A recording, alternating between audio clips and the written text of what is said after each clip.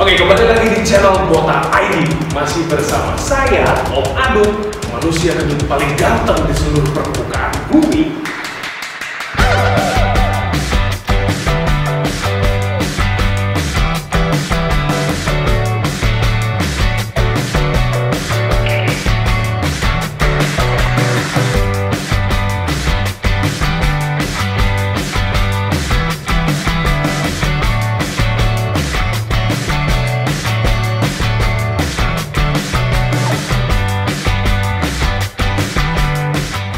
Nggak ada yang lebih ganteng dari ini. Ternyata ada saingan. Kita nggak usah buang-buang waktu lagi. Saya sudah panas banget untuk berdiskusi dengan om-om sebelah saya. Pasti Anda tidak tahu dia siapa ya? Karena saya yang terkenal di sini. Channel saya bos. Hari ini kita sudah kedatangan nih calon vlogger terbaik Indonesia. Modal high guys doang. Ini dia Mas Sabtu Aris Sugiharto. Halo semuanya. Hari ini kita mau ngomongin di segmen bandingin apa? Ya, benar. Di segmen ini kita akan bandingin semua hal, dan siapapun yang dibandingin sini pasti akan senang banget. Ya, karena dibandingin apa, kita akan bandingkan sesuatu itu dengan sudut pandang yang berbeda dan kesimpulan yang tidak menarik. Jadi langsung aja kita masuk ke segmen 1, bandingin apa?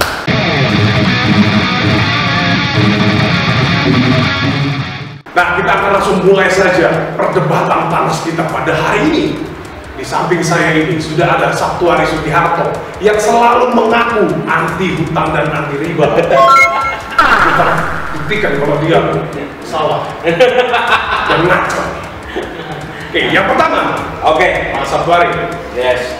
Saya pikir Anda cacat logika. Karena tidak mungkin ada bisnismen yang tidak besar karena modal dan modalnya dari hutang. Tidak ada. Nih, potong nih kuping nih, potong nih. Jangan. Tidak mungkin ada usaha yang tidak besar karena hutang. Itu fakta pertama dari saya.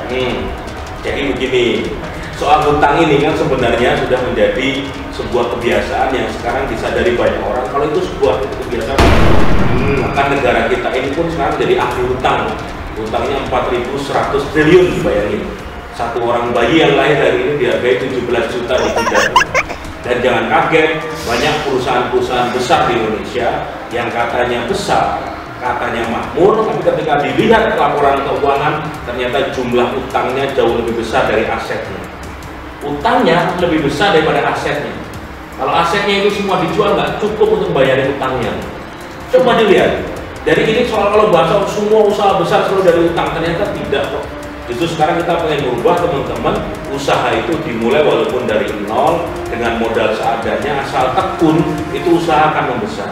Dan saya punya banyak teman-teman yang usahanya besar pun ternyata adalah orang-orang yang konsisten tidak memakai utang dalam membesarkan usahanya. Buat apa kelihatan besar, tapi ternyata jumlah utangnya melebihi jumlah asetnya. Semuanya sama dengan bullshit. Gedabus. Oke, utang. Sebentar. Saya pikir Anda catat otak lagi. enggak. Saya pikir Anda kurang main. Jadi Anda salah menganalogikan.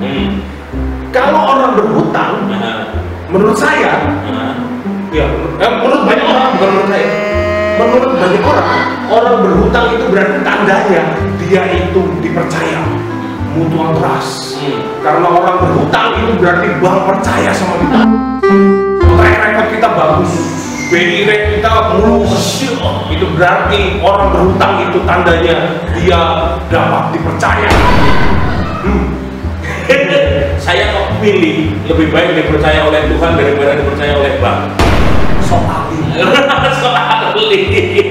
rezeki yang ngasih Tuhan. Kita lahir, kita dari kecil besar sebesar ini punya usaha. Kalau kita mengandalkan bank atau usaha apapun, bahwa capital modal itu harus dari bank, harus dari utang, harus dari riba, dan kita menghilangkan unsur unsur Tuhan dalam bisnis kita, itulah awal dari salah satu ciri usaha yang nantinya bakal bangkrut. Wah, bener loh. Bener loh, banyak teman-teman yang dulunya kelihatan sukses, teman-teman saya sendiri, termasuk saya sendiri, kalau ternyata kita hanya bersandar pada utang-utang, bunganya sangat besar, apalagi mohon maaf mengandung riba yang ternyata dilaknat oleh agama, itu ternyata ujung-ujungnya adalah kemiskinan. Hadisnya jelas, siapa yang memperbanyak utang atau harta dari riba, maka ujung akhirnya adalah kemiskinan.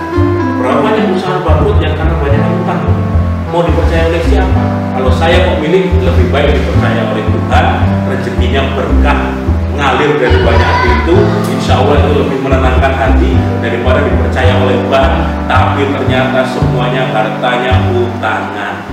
Sabar bro, sabar bro, sabar bro.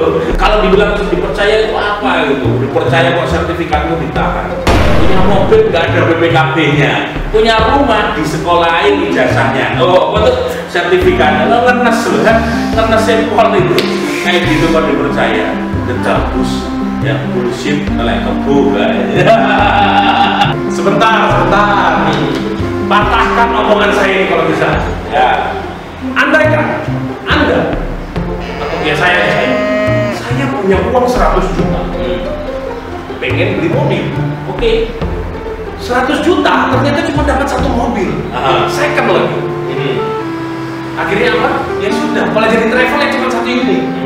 Tapi kalau 100 jutanya saya jadikan DP, tak masukin ke bukan ini sih, bukan dana darat, bukan kredit juga. Ini namanya lebih keren, leasing. Tak masukin leasing, jadi DP, ada tuh mobil DP 15 juta, bisa dapat 8-9 mobil. Jadi travel raja. Gimana?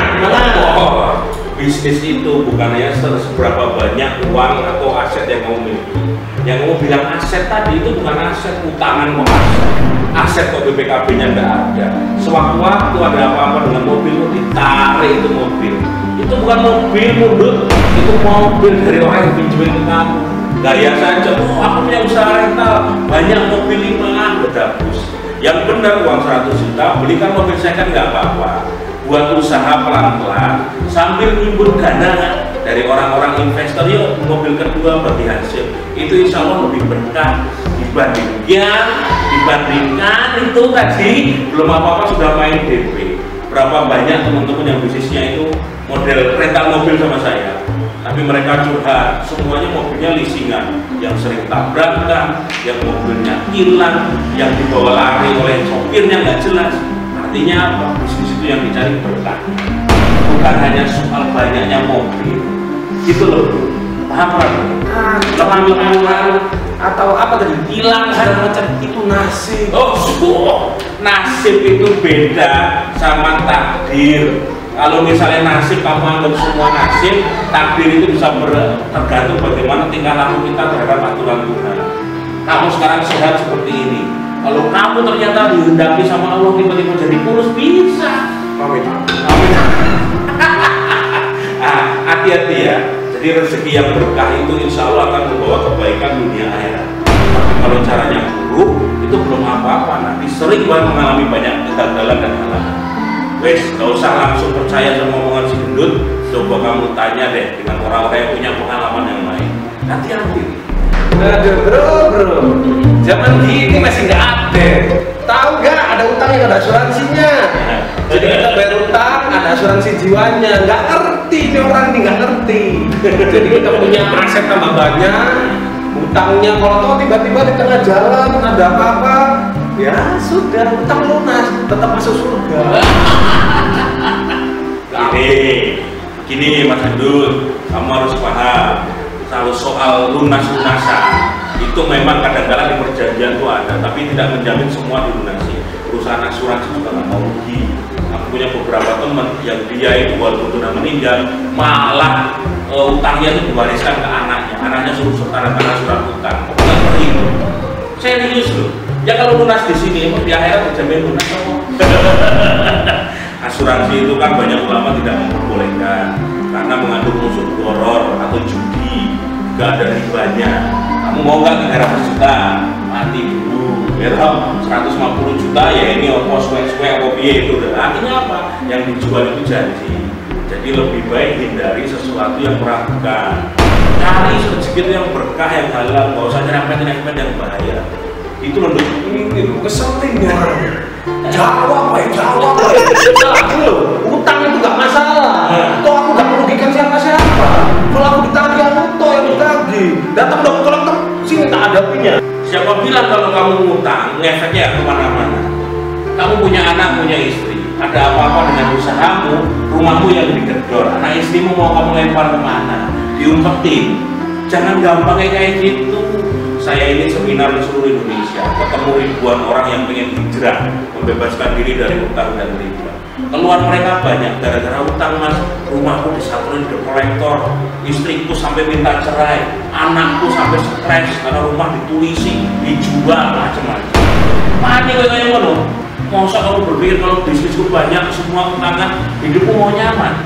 Dan gedes, bullshit, kayak kebo. Kamu tuh sudah besar kayak gini, kayak kebo. Masa nggak tahu kalau kayak gitu tuh bullshit? Gitu ya. Tapi bisa lunas utang bisa? Bisa, asal kamu punya niat. Orang yang pengen berhijrah itu harus tobat, minta maaf, minta ampun sama Allah yang Maha Pemberi rezeki.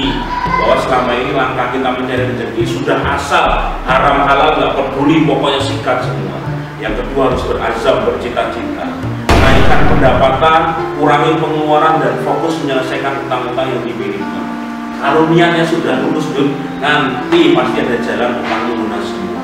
Enak toh, badan besar, nggak mikir cicilan, liburan senyumnya lebar, ya kan?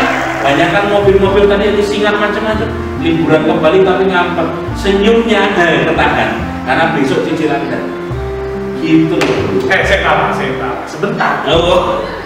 Saya ini pakar hutang. Tapi gitu, gimana ya? Yang penting hutang itu nganu apa? Ingat, dalam sejarah Nabi tidak mau menyolati jenazah orang yang punya hutang. Kalau kamu mati hari ini masih ninggalin hutang, Nabi itu nggak mau nyolati kamu. Sopo sih nyolati gue nantinya.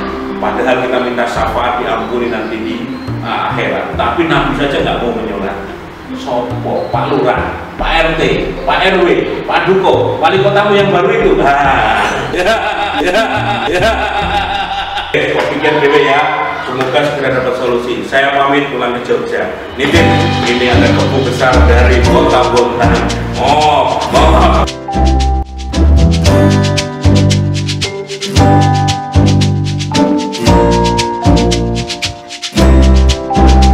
Nah, itu tadi pembicaraan saya di bab segmen bandingin apa dengan Mas Antuari Sugiarto. Sekali lagi terima kasih Mas Antuari sudah mampir di Bontang ini, mau susah-susah datang ke Bontang, semoga nggak kesini lagi. Nah jadi jangan lupa teman-teman terus stay tune di channel ini, stay tune di Bontang ID. Oke, sekali lagi terima kasih Mas Antuari.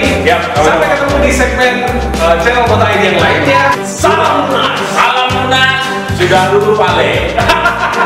salam lunas, sudah dulu Pale. Sudah dulu Pale.